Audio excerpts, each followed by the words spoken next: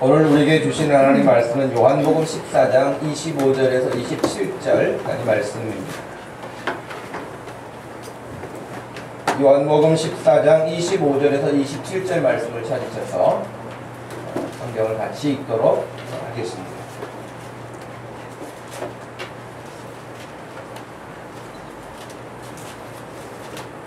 성경을 펴셔서 함께 말씀을 소리를 맞춰서 읽도록 합시다. 내가 아직 너희와 함께 있어서 이 말을 너희에게 하였거니와 보혜사 곧 아버지께서 내 이름으로 보내실 성령 그가 너희에게 모든 것을 가르치고 내가 너희에게 말한 모든 것을 생각나게 하리라. 평안을 너희에게 끼치노니 곧 나의 평안을 너희에게 주노라. 내가 너희에게 주는 것은 세상이 주는 것과 같지 아니하니라. 너희는 마음에 근심하지도 말고 두려워하지도 말라. 아멘.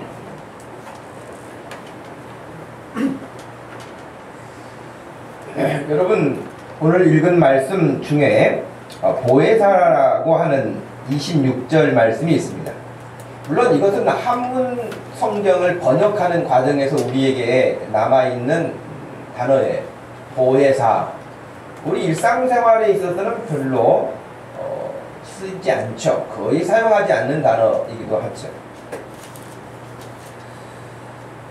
대신 우리에게 근심, 두려움, 걱정 이런 것들은 늘 쓰는 단어이기도 합니다. 우리가 이제 평안하기도 늘 바라지만은 실제로 평안보다는 근심하고 두려워하는 일이 우리를 스트레스 받게 하고요. 우리의 건강을 빼앗아가고요. 우리를 참 여러 가지로 힘들게 하지 않습니까? 아마 여기 지금 앉아 계시지만 근심으로부터 100% 자유로운 사람 아마 없을 거예요. 염려로부터 자유로운 사람도 없을 거예요. 아마 지금 나는 세상 비가 억수로 쏟아지든 어떤 일이 있든 나는 지금 평안합니다. 그런 사람 누가 있을까요? 얼굴 좀 보십시다 한번. 여러분의 얼굴 좀 봐요. 정말 나는 아무 근심 없어요. 아무 걱정 없어요. 이윤가 집사님이 제일 평안하신데 안 계시네. 이윤가 집사님 얼굴 보면 하여튼 제가 봤을 때는 평안하신 것 같아요. 예, 모르죠. 겉으로는 평안해 보셔도 속은 얼마나 아프시겠어요? 인도네시아까지 가신 거 보면. 박민자 권사님에게 마지막 생에 한 건을 올려드리기 위해서 모심 조사하시는 집사님. 그렇죠.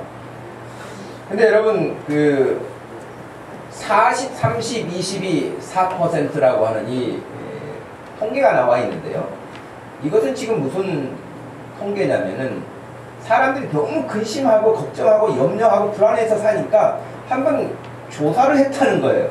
정말 걱정하고 염려하고 불안해하는데 그 불안해하는 것들이, 염려하는 것들이, 근심하고 걱정하는 것들이 어떤 결과를 내는가 봤더니요, 40%에 해당하는 것은 이미 지나간 일들이라는 거예요.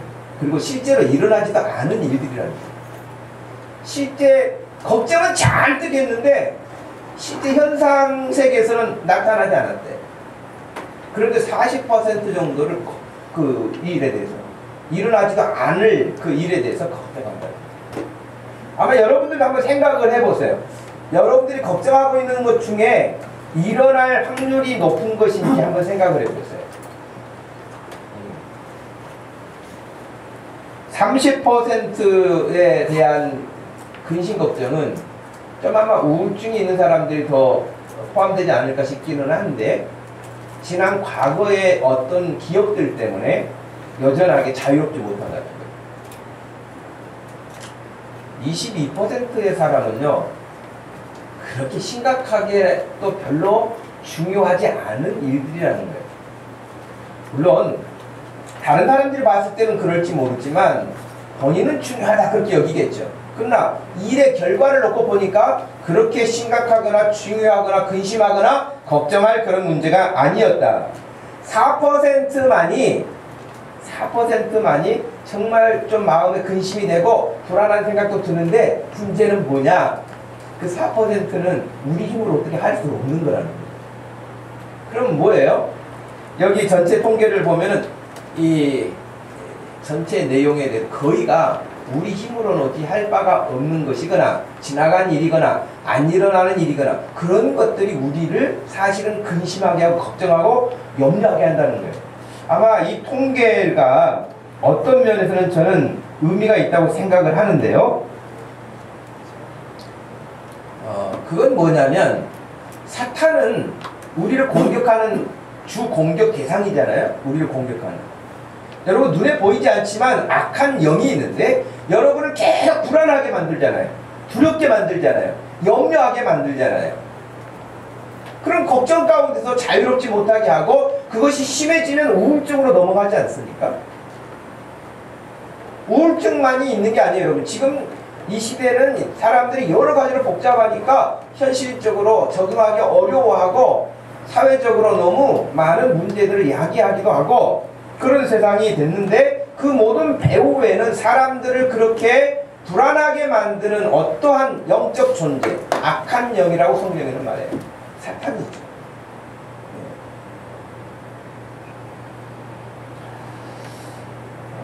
세계 2차 대전이 일어났을 때 미군이 그 2차 세계대전에서 참전해서 전사자들이 생겼는데 20만 명이었다고 합니다. 그러니까 여러분, 미군이 물론 뭐 자기 자국의 이익을 위해서 하지만은 그럼에도 불구하고 평화를 위한 결과가 더 많죠. 그런 일로 인하여서 20만 명이라고 하는 어마어마한 숫자의 군인들이 죽었습니다. 근데 여러분, 미국에서는 군인들을 굉장히 존대해줘요. 나라를 위하여 자기 생명을 걸고 싸우는 사람들이기 때문에 특혜도 많아요, 군인들에게. 근데 우리는 군복 입은 사람들 보면 사람 취급도 안 해요. 민간인하고 군인하고 구별하잖아요. 군인이라고 그래요. 그러면서 함부로 하기도 하고 생각이 다른데 어찌됐든 20만 명이 죽었다고 해요. 그런데 더 놀라운 게 있어요. 200만 명이 죽었어요. 이건 전쟁에서 죽은 것이 아니라 자기 남편이나 아들이 군 전투에 투입이 돼서 지금 전쟁에 참전하고 있기 때문에 불안해서, 두려워서, 걱정해서, 염려해서 그런 정신적인 문제로 시달리다가 죽은 사람이 200만 명이라고 나왔어요. 그럼 이건 뭐예요? 전쟁보다 더 무서운 거 아니에요, 사실은? 전쟁보다 더 무서운 건데 따지고 보면 영적 전쟁으로 죽은 거 아닐까요? 좀 그런 생각이 들더라고요. 실전에서 싸워서 죽은 사람은 20만 명이라면 영적 전쟁에서 실제로 몸까지 죽는 사상자가 발생을 했는데 200만 명이라는 거예요. 얼마나 불안하겠어요, 여러분. 정말 불안하지 않겠어요? 그러니까 심장 약한 사람들 심장병으로도 죽고요. 요즘에는 공황장애라고 하는 것도 있잖아요. 어떤 불안적인 요소, 근심, 걱정, 염려의 요소가 오면은 사람들이 어느 순간에 그냥 안 되는 쪽 부정적인 생각을 잔뜩 하다 보니까 갑자기 숨이 턱 막히는 거예요. 누가 자기를 억누르는 거 아니에요. 누군가가 뭘 하는 게 아니에요. 그런데도 불구하고 죽을 것 같은 거예요. 그리고 실제로 죽는 사람이 있어요, 여러분. 이런 이야기를 하고 나면 아, 쓸데없는 걱정 안 해야 되겠구나. 쓸데없는 염려 안 해야 되겠구나. 우리 주님이 말씀하신 것처럼 주신 그 평안을 가지고라도 살아야 되겠구나. 근데 그런 생각을 하는데도 불구하고 나는 왜 자꾸 염려가 떠나지 않지? 그래서 또 염려해. 나한테 뭐 문제가 있나? 아, 이게 사람이 끝이 없다는 거예요. 예. 여러분, 오늘 이 시간을 통해서 우리 주님이 말씀하신 것처럼 27절에 그러셨잖아요. 평안을 너희에게 끼치노니 곧 나의 평안을 너희에게 주노라. 예수님이 가지신 그 평안을 너희에게 주노라. 여러분, 예수님은 두려워하시거나 불안해하시거나 걱정하시는 분이 아니에요. 예수님은 말씀 그대로 평안하신 분이세요. 온전하신 분이세요. 근데 예수님이 가지셨던 그 평안을 여러분에게 주신다는 거예요. 받으시기를 바랍니다. 주님이 우리에게 주시겠다는 거예요. 너희들 지금 너무 근심하고 걱정하고 염려하고 두려워하는데 그러지 말아라. 내가 너희들에게 내가 가지고 있는 평안을 주겠다. 할렐루야. 얼마나 감사한 일입니까? 우리는 어떤 유명한 사람에게 정말 가서 상담 받으려면 다 돈 주고 받아야 돼요. 또 너무 유명한 사람은 시간 약속 잡기도 너무 어려워요. 그리고 한번 상담을 받았다고 해서 해결되는 것도 아니에요. 그런데 예수님이 오늘 우리에게 예배하는 여러분들에게 근심, 걱정, 염려, 장래, 미래 이런 모든 일에 이르기까지 걱정하지 말아라. 두려워하지 말아라. 염려하지 말아라. 그리고 너희에게 그 평안을 주시겠다고 약속하셨으니 오늘 여기 예배 참여하신 여러분 가운데 한 사람도 빠지지 말고 주님이 주시는 평안을 꼭 챙겨 가시기 바랍니다. 네. 지금 지금 문 나가실 때 혹시 또 빠뜨리고 간 건 없는가 한번 평안 혹시 내가 또 놓고 가나 생각해서 둘러보시고 가시기 바라요. 네. 요즘에 여러분 은행 그 기계 ATM 기계 같은 자동화돼서 정말 이제 하죠. 근데 많이 이제 거듭거듭 진화를 해가지고 요즘에는 제가 가보니까 무슨 말도 하냐면 다 일 끝나고 나면은 빠지신 것 없는지 한번 더 둘러보고 가세요. 이렇게 나오더라고요. 참, 이게 기계가 얼마나 친절하고 그러는지 그래요. 여러분들이 꼭 예배 마치고 집에 돌아가시기 전에 내가 염려를 다시 들고 가는가, 주님이 주시는 평안을 챙겨서 가고 있는가 확인할 수 있기를 바랍니다. 근데 예수님이 이 말씀을 해주실 때는요, 사실은 제자들이 마음에 잔뜩 불안한 거예요. 예수님은 갑자기 이런 말씀 하셨겠어요? 예수님이 이 말씀하실 때 제자들의 마음은 진짜 뭐 알쏭달쏭 하기도 하고 불안하기도 하고 걱정이 됐던 거예요. 예수님은 크게 공간복음서 마태, 마가, 누가복음에 따르면요 3번 공통적인 말씀을 하셨는데 그 말씀이 뭐냐면 내가 예루살렘에 올라가게 된다. 예루살렘에 올라가게 되면은 장로들이 나를 잡을 것이라는 거예요. 제사장들이 나를 잡을 거라는 거예요. 그리고 나를 엄청나게 고통을 가할 거라는 거예요. 그리고 나는 잡힐 거라는 거예요. 그리고 죽게 될 거라는 거예요. 근데 이 이야기를 한 번 하시는 게 아니에요. 3번이나 하셨어요.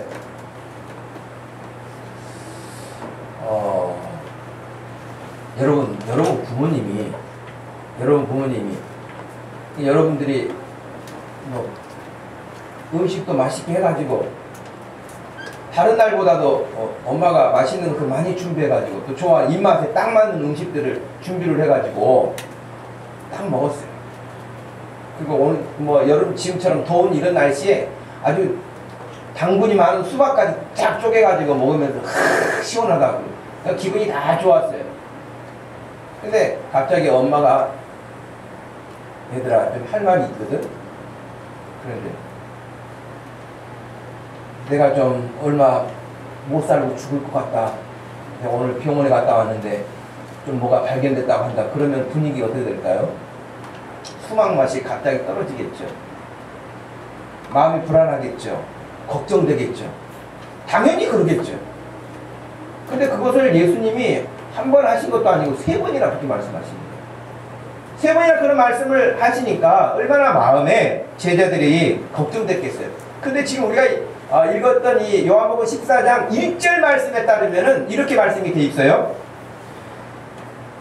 너희는 마음에 근심하지 말라. 하나님을 믿으니 또 나를 믿으라. 내 아버지 집에 거할 곳이 많도다. 그렇지 않으면 너희에게 이르렀으리라.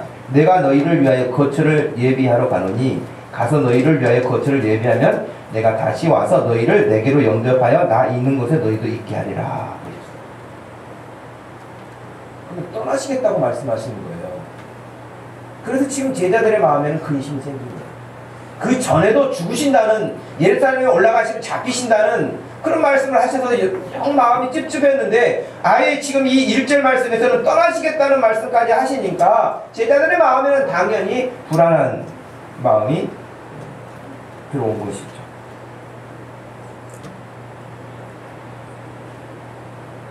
그런데 여러분 이 말씀을 자세하게 생각을 해보면 제자들이 걱정하고 근심하고 예수님은 하지 말라고 했는데 그럼에도 불구하고 예수님에 대해서 걱정하고 자기들에 대해서 걱정하고 염려했던 이 사람들의 이유가 있습니다. 그 첫 번째가 뭐냐면 예수님을 잘 몰랐어요. 예수님을 3년 따라다녔는데 예수님을 잘 몰랐어요. 좀 아이러니하죠.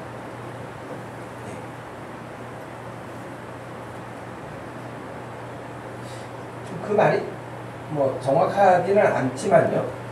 여러분 여기 계신 분 가운데 우리나라 말 못하는 사람 없죠. 그렇죠? 우리나라 말 못하는 사람 없다고요. 한글 못 읽는 사람 없죠. 한글 다 읽잖아요.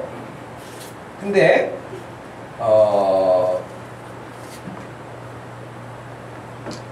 삼성전자에서 최근에 개발한 전자제품 하나 도면을 가지고 왔어요.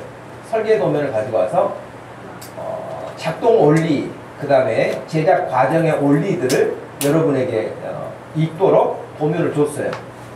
이해하실 수 있을까요? 한글 못 읽는 거 아니라니까요? 읽어요. 무슨 뜻인지 몰라요. 한글은 읽는데. 여러분 특별히 무슨 계약서 같은 거 쓰다 보면은 갑 나오고 을 나오고 그러잖아요. 근데 막 한참 읽다 보면 이게 지금 누구에게 어떻다는 말이야 잘 모르는 것들이 있죠. 한글을 읽을 수 있다고 해서 한국말을 할 수 있다고 해서 모든 책을 다 읽고 이해할 수 있는 거 아니에요. 똑같아요. 예수님 3년간 따라다녔어요. 예수님 키가 어느 정도 되는지 다 아세요. 예수님이 어떤 음식을 좋아하시는지도 알아요. 예수님이 주로 어떤 일을 하시는 것도 잘 알아요. 근데 예수님이 누구신지 잘 몰라요. 가능할까요? 가능해요. 가능하다. 그리고 더 문제는 뭐냐면 왜 그들이 예수님을 그럼 그렇게 몰랐을까 하는 것 중에 하나는 잘못된 인식이 고정됐어요. 여러분 예수님께서 그 베드로, 야고보, 요한 이런 제자들을 부르실 때에, 혹은 세리, 마태를 부르실 때에 어떤 말씀으로 그들을 부르셨나요? 특별히 베드로와 그 4명의 제자들을 부르실 때는 그들이 어부였는데 무슨 말씀을 하시면서 부르셨어요? 나를 따라오너라. 내가 너희로 사람을 낚는 어부가 되게 하리라. 그러셨단 말이죠. 근데 이 말이 무슨 뜻인지 그 어부들은 잘 몰랐을 거예요. 어떻게 하나님의 그 권위 속에 그들이 끌려와서 예수님의 제자로 따르기는 했지만, 그러나 지난 3년간의 과정을 쭉 이렇게 생각해 볼 때 제자들의 마음속에서는 예수님이 대단한 분인 거예요. 그리고 사람들이 굉장히 많이 따라다닌 거예요. 그리고 예수님이 능력을 행하시는 거예요. 이런 것들이 보통이 아니에요. 그래서 이 베드로를 위시한 나머지 제자들 마음속에는 무슨 생각이 있었냐면, 야, 예수님이 우리나라의 이제 임금님이 되실 것 같다. 왕이 될 것 같다. 대통령이 될 것 같다. 그 생각밖에 없었어요. 그리고 또 한 가지 생각은 뭐였냐면, 야, 이제 이런 정도의 능력을 가지신 예수님이 임금님이 되시면, 대통령이 되시면 지금 로마가 우리를 지배하고 있는데 로마도 완전히 다 물리칠 수 있겠구나. 그 생각. 이 두 가지. 거기에 한 가지 더 덧붙인다면, 이제 그렇게 되는 날에는 나도 뭔가 한 자리 할 수 있다. 이 세 가지. 이 생각이 제자들의 마음속에 자리 잡고 있었어요. 그러니 예수님이 오병이어의 기적을 일으키시든지 병자를 낫게 하시든지 그것은 예수님이 하시는 일이고 얼른 지나가고 예루살렘에 올라가시기만 기다리는 거예요. 대통령 되시기만 기다리는 거예요. 청와대 입성하시기만 기다리는 거예요. 나도 그냥 한 자리 해야겠다 다 생각하고 있는 그 욕심밖에는 없었어요.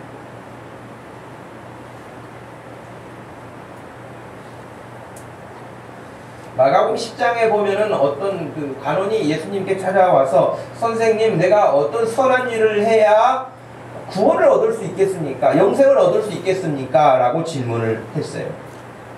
그때 예수님께서 이르시되 네가 어떻게 나를 선하다고 하느냐? 선하신 분은 하나님 한 분밖에 없다. 이런 말씀을 하시면서 쭉 이야기를 주고받는 중에 네가 어떻게 배웠니?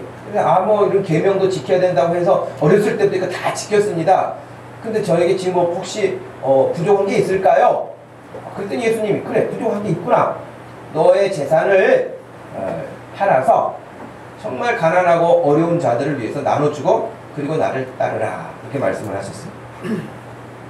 그랬더니 그 사람은 재물이 많은 부자였기 때문에 그 재산 때문에 근심을 하고 슬픈 기색을 하고 돌아갔다. 그렇게 되어 있어요.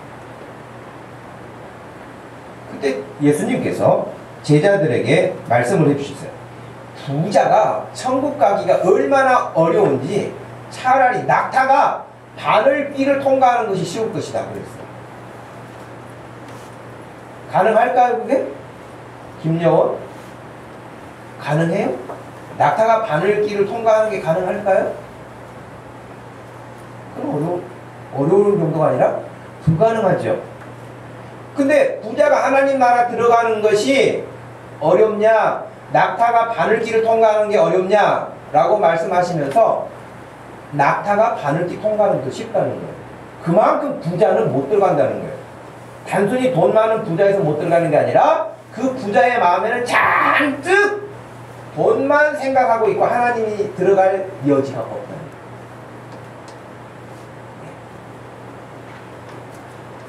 제자들이 깜짝 놀랐어요. 그러면 누가 천국에 갈 수 있을까? 그 생각을 하고 있었죠. 그때 예수님이 그들을 보시면서 말씀하시기를 사람으로서는 할 수 없지만 하나님은 하실 수 있다. 그렇게 대답을 하셨어요. 그때 베드로가 이렇게 질문합니다. 예수님, 그 부자는 지금 근심하고 갔잖아요.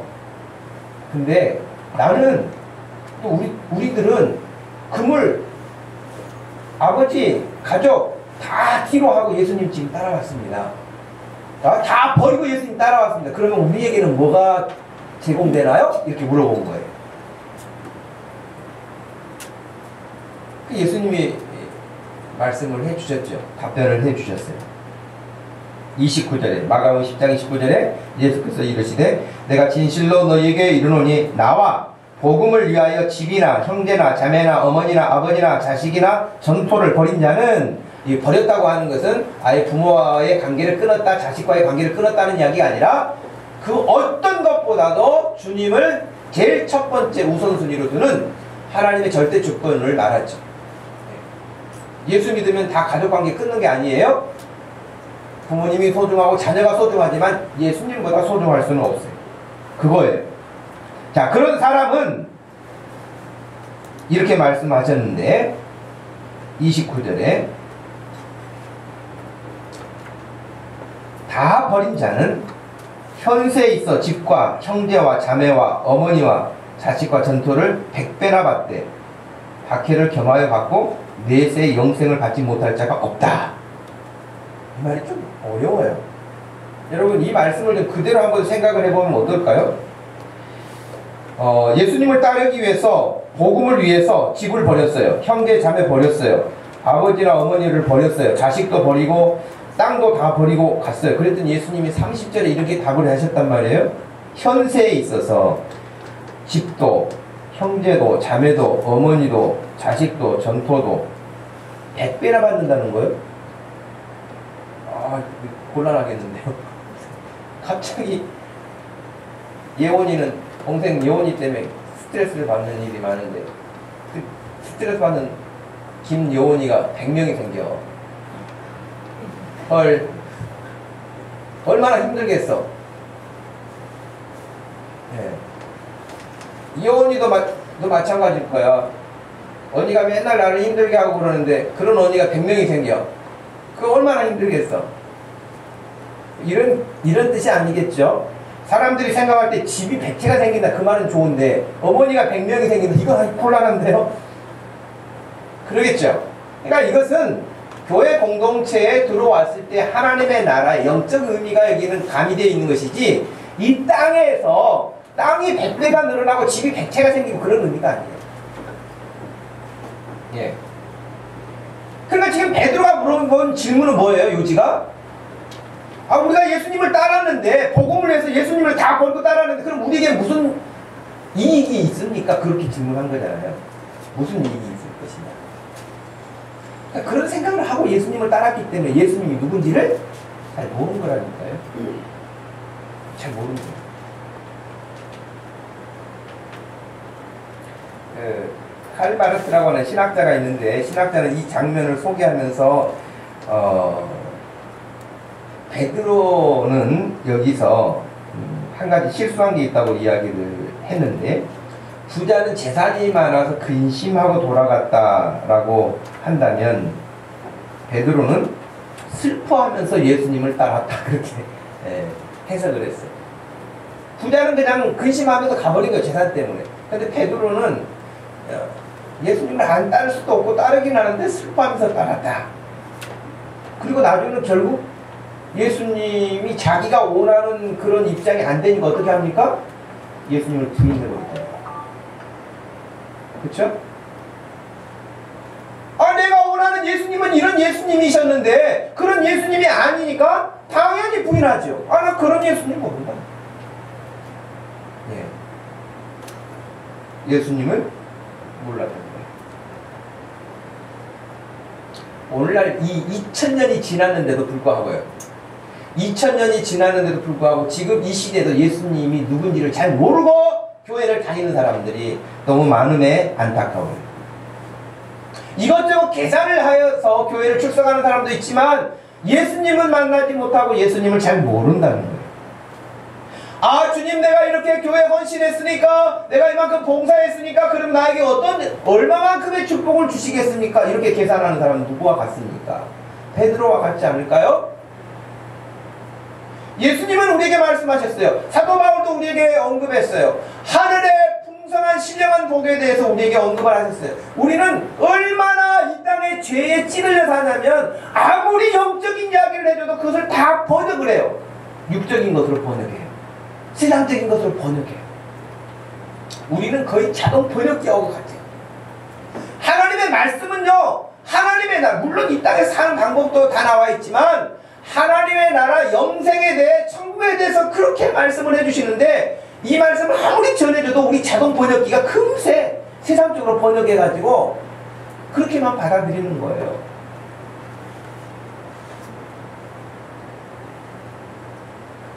예수님은 이 땅에 오실 때 우리의 재산을 늘려주시기 오신 분이 아니에요.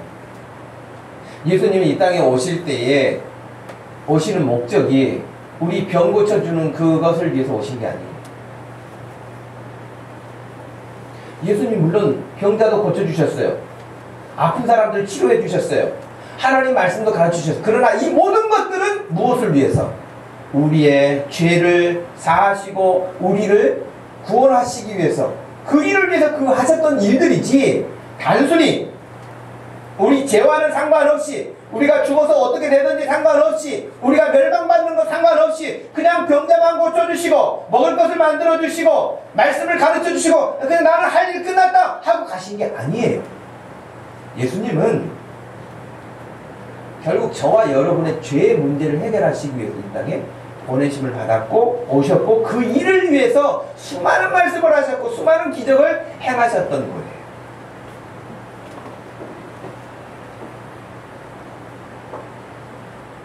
여러분, 예수님에 대해서 오늘 다시 한번 생각해 보시기 바랍니다. 내가 믿는 예수님은 누구를 위해서, 무엇을 위해서 오셨는가? 나를 위해서 오셨는가? 나를 위해서 오셨다면, 그렇다면 나는 그 예수님과의 관계를 어떻게 해야 될 것인가? 이 부분을 한번 점검해 보시기 바랍니다. 혹시라도 베드로처럼 다 버리고 주님을 따랐으니 우리를 위해서는 어떤 축복이 준비되어 있나요? 라고 세상적으로 번역하는 번역기를 여러분 다시 신령한 하나님의 나라의 것으로 번역할 수 있는 그런 교정을 이룰 수 있기를 바랍니다. 두 번째는 성령님이 누군지를 잘 몰랐기 때문에 불안했어요. 당연히 불안하죠.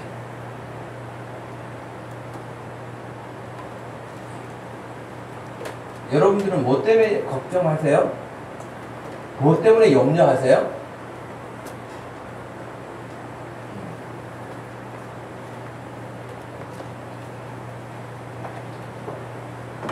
직장에 이렇게 출근하시는 분들은 직장생활 무난히 잘 하는 거, 정년이 몇 살까지인데 그 다음에는 나는 뭘 할까? 사업하시는 분들은 지금 이 사업을 계속 할 것인가? 새로운 사업을 뭘 할 것인가? 그렇게 하면 돈은 벌 수 있을 것인가? 더 유익할 것인가? 지금 현재 뭔가 하고 있는 사람은 이거 계속 이렇게 해야 될 것인가? 정리를 하고 뭔가 잘 할 수 있는 또 다른 것을 찾아야 될 것인가? 공부하는 학생들은 이렇게 해가지고 내가 원하는 대학을 갈 것인가? 대학을 가면 여러분 끝이던가요? 지금 대학생도 있고 졸업생도 있고 그러잖아요. 대학 졸업하고 나면 또 취업 걱정하잖아요. 취업 걱정하면 끝나면 여러분 이제 걱정이 끝인가요? 또 누구를 만나야 되나? 어떤 인간을 만나야 내가 결혼을 잘했다고 할 수 있나? 웃고는 있는데 저 속은 뭔가? 알 수가 없잖아요. 그러니 한도 끝도 없어요, 여러분. 근데 어떤 사람이 상담가가 그랬어요. 걱정 없는 곳은 딱 한 곳 있다. 홍봉묘제 가면 걱정이 없다. 그 사람 죽어서 걱정할 게 없어요. 죽기 전까지는 걱정이 쫓아온다는 거예요. 그럼 예수님은 우리가 그런 걱정하는 걸 모르셨을까요? 걱정하지 말라고 하시게? 아니, 걱정하지 마라 그러면 걱정이 안 되는가요? 근데 예수님은 왜 그렇게 말씀하셨을까요? 성령님을 잘 알면, 예수님을 잘 알고 성령님을 잘 알면 근심과 걱정을 물러가게 할 수 있습니다. 어둠은 빛이 오면 사라집니다. 마찬가지예요. 여러분, 성령님 파라클레토스라고 하는 단어가 있어요. 보혜사라고 아까 번역을 했다고 그랬었죠. 변호자, 위로자, 상담자, 그런 뜻이 있어요. 성령님을 표현할 때 이 단어를 썼는데 이 단어 안에는 여러 가지 이런 뜻이 있어요. 가장 먼저는 법정에서 이렇게 나를 변호해주는 변호사라고 하는 그런 의미가 있어요. 나를 변호해줘. 근데 성령님이 보혜사라는 의미가 바로 나를 변호해 주신다는 거예요. 여러분이 뭔가 근심하고 걱정하고 장래에 대해서 불안할 때에 여러분 곁에서 성령님이 함께하고 계신다는 거예요. 여러분을 위로해 주시는 거예요. 여러분을 상담해 주시는 거예요. 여러분을 변호해 주시는 거예요. 근데 문제가 있어요. 여러분이 의뢰하셔야 돼요. 성령님 어떻게 할까요?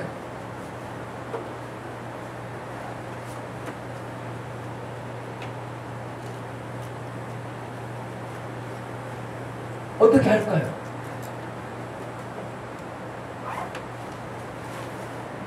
의뢰하지 않는데 어떻게 거기에 대해서 말을 해줍니까? 어떤 사람이 여러분 위로받는다 그랬습니까? 팔복에서 애통해야죠. 애통해야 위로를 받죠. 애통해야 하는 게 없잖아요. 그러니까 뭔가를 해야 성령님 앞에 뭔가를 할 때 위로자를 통해서 위로를 받기도 하고 나의 문제를 상담도 해주시기도 하고 나를 변호해 주시기도 하고 하시는 거예요. 여러분의 문제를 성령님께 다 말씀하시기를 바랍니다. 저에게 다 말하지 않으셔도 돼요. 물론 목회자하고 상담할 수도 있죠. 그러나 여러분 저보다 성령님께 말씀을 드리면 여러분 성령님은 저 멀리 계신 분이 아니에요. 여러분과 같이 계시면서 여러분의 그 문제를 아주 조근조근 다 들어주시고 다 말씀해 주시는 분이에요.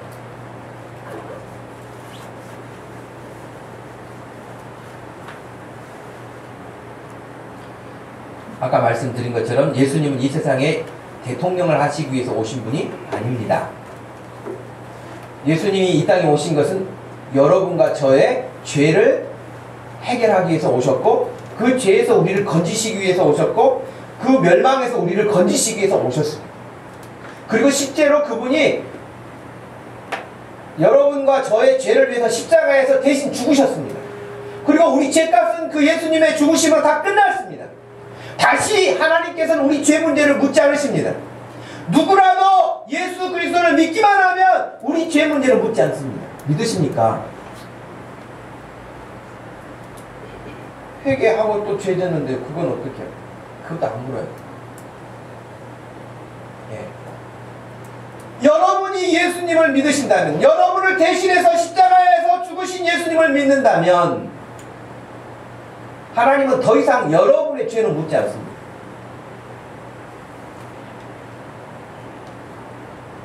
그렇기 때문에 회개하는 것이죠. 그래서 예수 믿는 사람은 이제 성령님이 오시게 돼 있어요. 왜? 그 마음에 죄가 없기 때문에. 우리가 죄 없는 깨끗한 사람이기 때문이 아니라 하나님은 예수만 믿으면 우리를 죄 없는 사람으로 다 취급해 주세요. 그래서 성령님을 보내세요. 성령님이 와서 거하실 만큼의 입장이 되는 거예요. 죄 없는 거. 성령님은 그래 우리에게 오셨어요. 하나님과의 관계가 끊어졌던 것을 다시 이어주셨어요.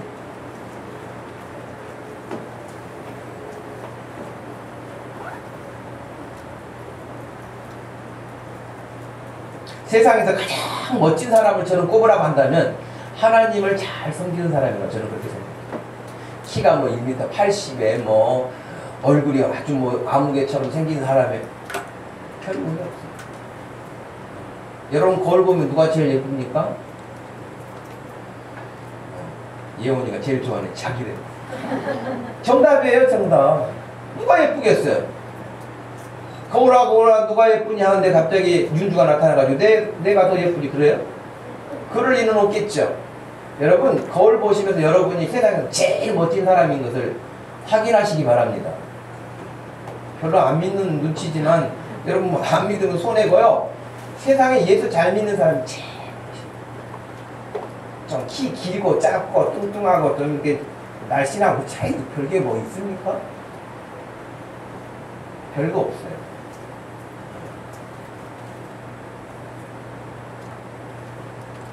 백전 집사님이 키 크면 뭐가 유리합니까? 어제 뭐 일하면서 보니까 일만 더 많이 하더라고.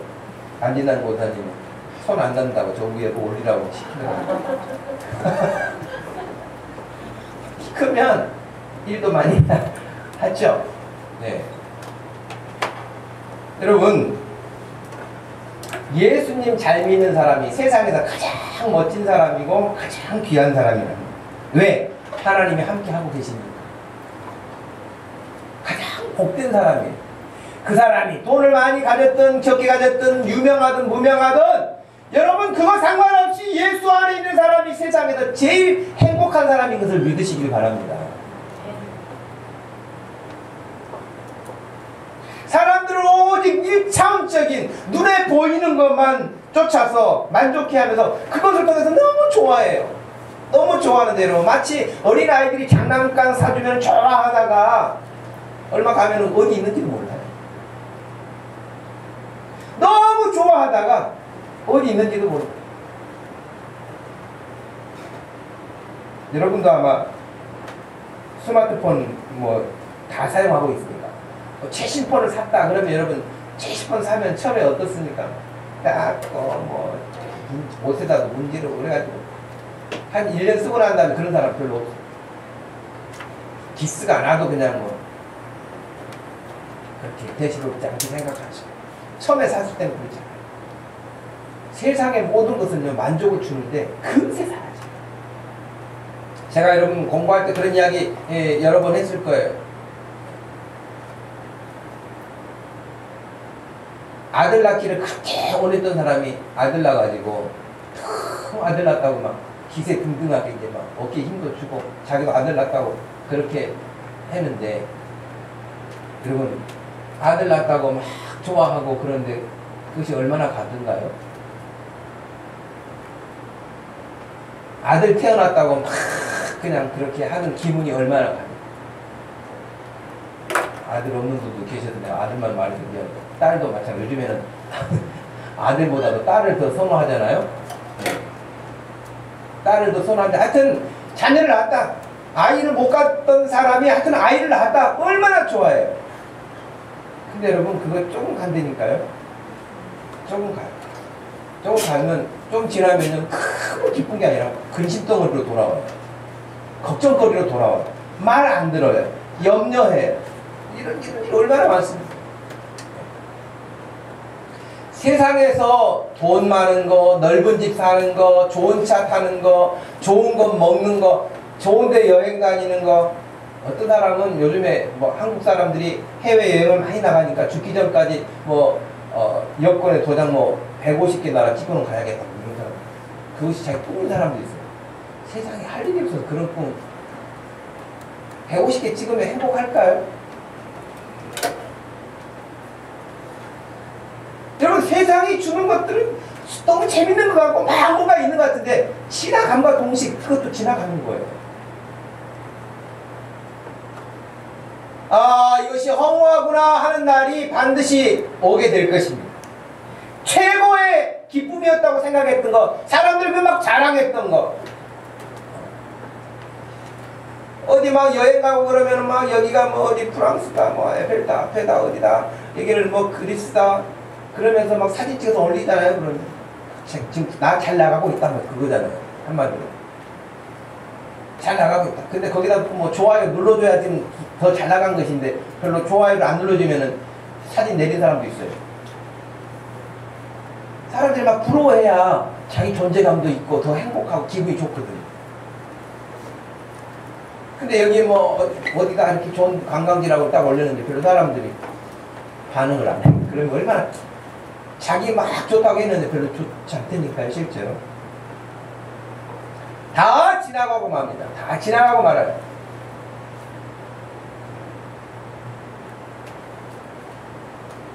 여러분 우리 주님이 우리에게 말씀하신 것은 성령님이 함께 하시고 그 성령님이 함께 하시고 함께 살고 함께 위로하고 함께 상담하고 함께 우리 가는 길을 지도하시고 그럴 때 우리가 왜 인생에서 힘들지 않겠습니까? 힘들 때도 있어요. 어려울 때도 있어요. 두려울 때도 있어요. 걱정스러울 때도 있어요, 여러분. 그런데 친구도 곁을 떠날 때가 있고요. 부모도 더 이상 해줄 수가 없을 때가 있고요. 돈도 어떻게 나를 도울 수가 없을 때가 있고요. 그런데 유일하게 그때도 여러분과 함께 하시는 분은 성령님이십니다. 파라클레토스, 곁에 계신다. 여러분 곁에 늘 성령님이 함께 계심을 여러분 잊지 마시길 바랍니다. 그래서 예수님은 두려워하지 말라고 하신 거예요. 함께 있다. 내가 떠나가지만 하나님이 보내실 성령, 그가 오시면 오히려 너에게 유익할 것이다. 기도하는 사람들의 공통점이 있는데요. 여러분도 아마 경험하시는 부분들일 거예요. 저 개인적으로는 기도하고 주님과 기도하고 나면 저에게 여러 가지 하나님이 막 음성을 막 들려주시고 기도할 때마다 뭐 이렇게 하시고 그런 건 아니에요. 그런데 제가 여러 가지 막 스트레스 환경에 오기도 하고 짜증이 날 수도 있고 근심이 생길 수도 있고 불안할 수도 있고 이런 요소들이 올 때마다 주님 앞에 조용히 앉아서 기도하면 또 어쩔 때는 어떻게 해야 될지는 모를 때도 있고 또 그런 문제를 가지고 주님 앞에 가만히 앉아있어요. 막 이렇게 막 그냥 말씀을 안 드리고 가만히 앉아있기만 해도 여러분 무언의 대화가 돼요. 여러분 가능하시죠? 기도하신 분들 주님과 뭔가를 많이 말을 하지 않아도 대화가 됩니다. 그러면 10분 20분 아무 말을 안 하고 가만히 주님을 향하여서 앉아있으면요 가장 저에게 그 많이 오는 주님이 주시는 마음, 내가 너를 잘 알고 있다. 아무 걱정할 거 없다. 두려워하지 말아라. 그리고 지금까지 잘 해왔다. 자기 체면이 아니고 주님 앞에 기도하려고 앉아서 10분 20분 앉아 가만히 지금 내가 처한 어떤 여러 환경들 문제를 놓고 또 장래 일들을 놓고 이렇게 앉아 있을 때 주님과 대화할 때에 주님이 그렇게 말씀하세요. 여기까지 오느라고 고생했다. 수고했다. 염려할 것은 없다. 감사할 게 많지. 그렇게 말씀하세요. 저는 여러분에게 그런 말씀 드린 적 있어요. 여러분 인생 60이 넘은 사람은 무조건 존경하세요. 그렇죠? 제가 이걸 교정하게 됐어요. 인생 60 살아야만 존경받는 사람이 아니고요. 지금 여기서는 강지은이가 나이가 제일 어린데 강지은이도 존경할 만한 인생 된 거예요. 지금은 부모 밑에서 양육받고 있지만 쟤도 스트레스가 없겠어요? 네. 그냥 지금 존재하는 것으로 자기 역할을 하고 있는 거예요. 20살 먹으면 20살 먹은 대로 10살 먹으면 10살 먹은 대로 그 인생 살아오는 데 여러분 쉽지 않아요. 내가 보니까 착각했더라고요. 인생 60 정도는 살아야 뭐 그렇게 생각을 했는데 각기 자기 인생 그 나이만큼 살아오는데 쉬운 사람은 없더라고요. 채원아, 세상 살기가 쉽니? 줘보세요. 쉽지 않다고 고개를 흔들잖아. 어렵다니까요. 근데 나는 옛날에 그걸 몰랐어요. 저 나이 때는 뭘 걱정이야. 그래도 나이 좀 먹어야지 했는데, 여러분이 지금 저를 한번 보세요. 눈 떠서 저를 봐야 될 사람도 있는데, 저를 한번 보세요. 자, 저를 보시면, 눈을 맞춰보세요. 여러분 나이가 어떻든지, 지금 여러분이 어떤 환경에 있든지, 여러분이 지금 내일, 내년, 후내년 그 장래 일들에 어떤 불안이 있든지 어떤 염려가 있든지 다 내려놓으시고요. 지금 주님이 저를 통해서 분명하게 말씀하시는 가운데 하나는 지금 너 여기까지 잘하고 왔다고 말씀하십니다. 아니에요. 주님 더 잘못했어요. 잘못 살았어요. 이거 엉터리예요. 아니에요. 주님은 그렇게 말씀하지 않으세요. 지금 이 시간 여기 앉아있는 여러분 한 사람 한 사람에게 여기까지 오느라고 고생했고 잘했다. 그리고 내일 일, 내년 일 걱정하지 마라. 믿습니까? 걱정하지 말라고 말씀하세요. 이 시간에. 염려하지 말라고 말씀하세요. 나 지금 취업이 안 돼가지고요. 이러다가 어떻게 해야 될지 모르겠어요. 여러분 편의점 사장들도 이제 내년에는 다 알바한다고 안 하니까 예? 사장하는 것보다 알바하는 것이 더 월급이 많다고. 그럼 여러분 알바만 해도 편의점 사장보다 나은 거 아니겠습니까? 그러니까 너무 걱정하지 마세요. 네. 너무 걱정하지 마시고요. 불안해하지 마시고요. 두려워하지 말라고 하신 말씀대로. 그리고 여러분 곁에 지금 성령님이 계세요. 그러니 여러분의 어떤 문제가 어떤 생각이 들든지 간에 그 성령님과 의논하시기 바랍니다. 의논하시기 바랍니다. 주님은 한 사람도 여러분을 실패자로 보시거나 여러분을 가볍게 보는 상대가 아무도 없기 때문입니다. 2000년 전에 유대 땅에만 계셨던 예수님이라면 여러분 우리가 예수님 만나기가 얼마나 어렵겠습니까? 그 예수님은 구속의 모든 일들을 다 마치시고 우리를 위해서 성령을 보내시겠다고 약속하셨고 그분은 오셨습니다. 그리고 함께 하십니다. 여러분과 지금 함께 계십니다. 마지막 세 번째, 예수님이 주시는 평안을 잘 몰랐어요. 예수님의 제자들이 잘 몰랐어요. 평안을 너희에게 끼치노니 곧 나의 평안을 너희에게 주노라. 내가 너희에게 주는 것은 세상이 주는 것과 같지 않다. 너희는 마음에 근심하지 말고 두려워하지 말아라. 요한복음 4장에 보면 여러분 예수님이 만난 사마리아 여자라고 하는 분이 나옵니다. 그분은 결혼을 5번, 아니 6번 했던 사람입니다. 결혼을 6번 했어요. 5번째까지 남자도 자기를 만족시켜주지 못했어요. 자기의 삶에 평안을 주지 못했어요. 그래서 지금 살고 있어요. 또 누군가 어떤 남자하고 또 살고 있는데 예수님을 만난 거예요. 예수님이 말씀하셨어요. 지금 네 남편 살고 있는 그 사람은 네 남편 아니구나. 깜짝 놀랐어요. 여러분 그 여자는 실제로 그렇게 6번째 남자하고 살고 있었던 건 사실이에요. 근데 예수님은 거기에서 여러 가지 함축적인 말씀을 그 여자하고 대화하시면서 말씀을 해주셨어요. 너 그 여자가 지금 뭐하러 왔습니까? 우물가에? 물 들으러 왔잖아요. 물 들어 왔어요. 근데 예수님이 물 들어온 그 사마리 여자에게 뭐라고 말씀하셨어요? 물론 처음에 물 좀 달라고 말씀하셨지만 너 이 물을 떠가지고 가면 또 물 들어와야 된다. 목마르다. 네가 이 물을 다시 떠가지만은 그 물로 인해서 넌 또 목마를 것이다. 그 말은 누구하고 연결되어 있냐면요. 너 5번째 남자까지 살아봤고 6번째하고 지금 살고 있잖아. 근데 만족 없지? 이 우물에서 물을 떠가서 마실 때는 만족스러운 것 같은데 또 갈증 나는 것처럼 너 6번, 7번, 8번 결혼해도 거기서는 만족 없다. 다시 목마를 거라는 거예요. 근데 예수님이 뭐라고 대안을 말씀해 주셨어요? 내가 너에게 주는 물이 있는데 그걸 먹게 된다면 영원히 목마르지 않을 것이라는 거예요. 아, 그 이여가 깜짝 놀라가지고 그 물이 있으면 저를 주십시오. 이 물 기르러 오지 않게. 아까 제가 여러분 말씀드렸죠. 예수님이 무슨 말씀을 하든지 우리들은 어떤 번역기가 있다고요?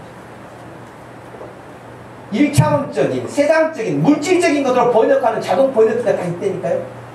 말씀을 듣기만 하면 그렇게 번역을 해요. 그 여자는 예수님이 말씀해 주신 의미가 너 그 남자 6, 7번 만나도 만족 없고 해결 안 된다. 이렇게 말씀하신 건데 그것을 바꾸어 가지고 그냥 이 물을 마시지 않고 예수님이 준 신비한 무슨 물이 있는가? 그거 먹으면 된다 생각을 해서 예수님께 그 물 달라고 했거든요. 다행스럽게도 이 여자는 예수님이 주시는 그 물이 생명의 물이 무슨 물인지를 알았어요. 그리고 여러분 이 여자는 예수님을 만나고 나서 더 이상 6번째, 7번째 어떤 사람을 찾아서 만족을 구하지 않았습니다. 예수 그리스도로 그는 끝났습니다. 여러분에게 지금 어떤 사람은 돈, 어떤 사람은 직장, 어떤 사람은 자기 장래일, 우리 뭐 학생들 같은 경우는 게임, 남자애들 같은 경우는 게임, 여자애들 같은 경우는 뭐 다른 어떤 것, 즐거운 것들, 뭐 연예인, 그것은 여러분을 만족시키지 못해요. 윤주야, 엑소가 너를 만족시켜줘요? 엑소는 윤주를 모를 거예요.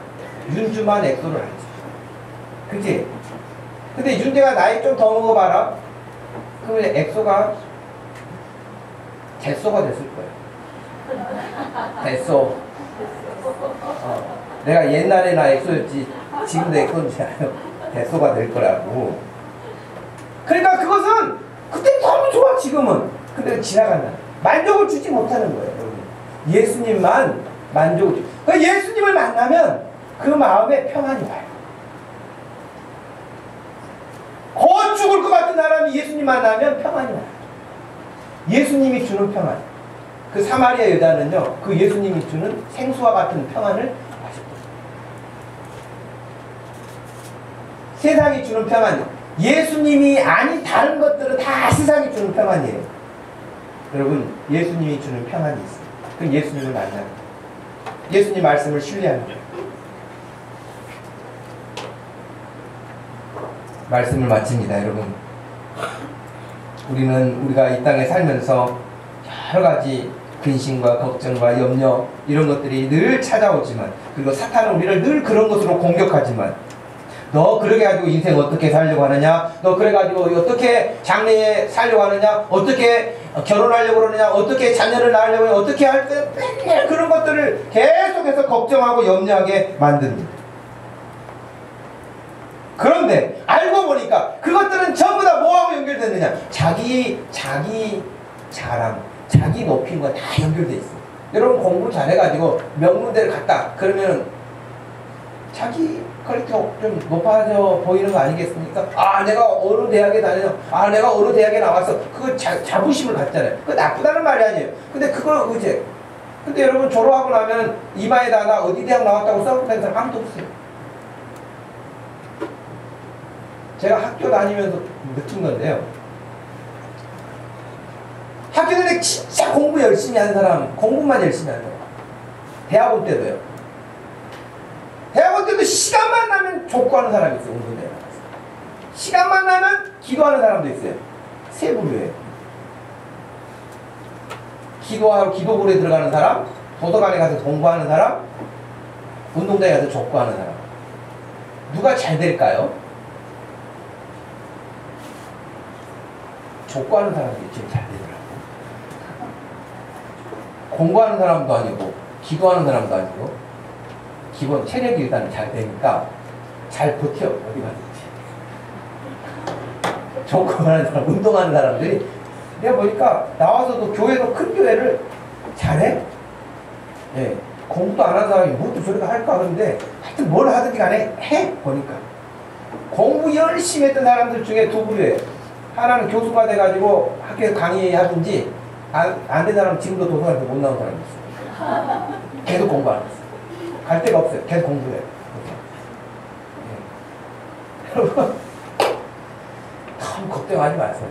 전부 다 그냥 내가 이런 사람이다, 이런 사람이다. 자기 높이는 것에 만족스러워가지고 그걸 더 높이기 위해서 계속 하는 거예요. 그럴 거 없어요. 예수님 안에 있으면 여러분이 어떤 형편에 있든지 주님이 됐다고, 충분하다고, 나는 너로 충분하다고 여러분을 인정하시고 받아주시는 줄로 믿으시길 바랍니다. 여러분의 이력을 높이려고 고민하지 마세요. 하나님의 사랑받는 자녀들은 하나님이 주시는 그 은혜와 기쁨이 있고 마음의 두려움과 근심과 걱정이 사라져서 그 심령이 평안해요. 그러니까 여러분, 저는 설교력 딱 앞에 서면 여러분 얼굴 보면, 아, 이 아이는 집에서 사랑을 받는 아이인지, 집에서 근심거리 아이인지, 부모 얼굴 봐도 요즘에 애들이 말을 잘 듣는지 말을 안 듣는지 얼굴 보면 다 쓰여있어요. 네. 갑자기 웃으려고 할 건 없어요. 왜냐하면 심령이 평안하면 그 나타나잖아요. 얼굴로. 여러분이 주님 품에 안에 계시면 두려움이 사라집니다. 근심과 걱정도 사라집니다.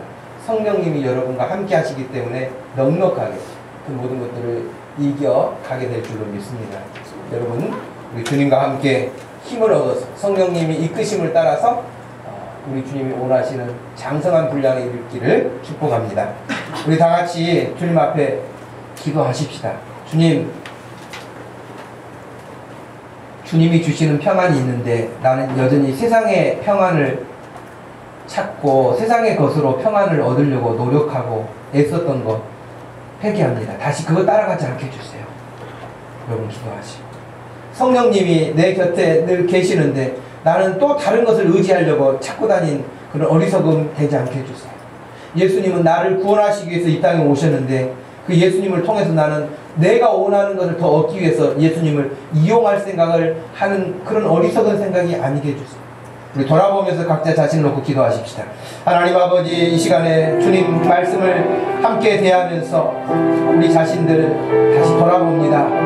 예수님이 누구신지를 모르기 때문에 예수님을 통해서 내가 원하는 것을 얻으려고만 했지, 예수님이 나를 구원하러 오신 분인지, 내 죄를 해결하신 분인지, 나의 자신을 영원한 멸망에서 건지신 분인지 상관하지 않고 예수님을 따라다니고 교회를 출석하고 했다면 이 시간을 통해서 예수님을 또렷하게 바르게 볼 수 있도록 하여 주시기를 원합니다. 성령님 내게 오셨습니다. 함께 계십니다. 떠나지 않으십니다. 그런데도 불구하고 그 성령님을 알지 못하고 하나님 불안해하고 근심하고 걱정한 거 있다면 이제 다 내려놓고 성령님과 의논하며 살게 하여 주시고 인도함을 받게 하여 주시옵소서. 하나님 아버지, 뿐만 아니라 세상이 주는 평안을 따라서 살아가려고 애쓰지 않게 하여 주옵소서. 세상이 잠시 나를 끌고 가는 것들, 그것을 만족 삼아서 가지 않고 주님이 주시는 평안을 따라 살게 하여 주시옵소서. 근심, 걱정에 두려움을 더하는 모든 것들 물러가게 하여 주시옵시고 우리 주님과 함께 평강을 누리게 하여 주시옵소서. 하나님 아버지, 감사합니다. 이 시간을 통하여서 주님 귀한 주의 말씀을 다시 대합니다. 우리 주님이 원하시는 모습으로 서기를 원합니다. 예수님을 잘 알게 하여 주시고 성령님이 함께 계심을 잊지 않게 하여 주시고 세상이 주는 반짝 사라지는 그 평안을 얻기 위해서 시간과 물질과 인생을 어리석게 사용하지 않게 하시고 오직 주님이 주시는 은혜와 평강을 누리게 하여 주옵소서. 예수님의 이름으로 기도하옵나이다. 아멘. 다같이 자리에 일어나셔서 찬양드리겠습니다.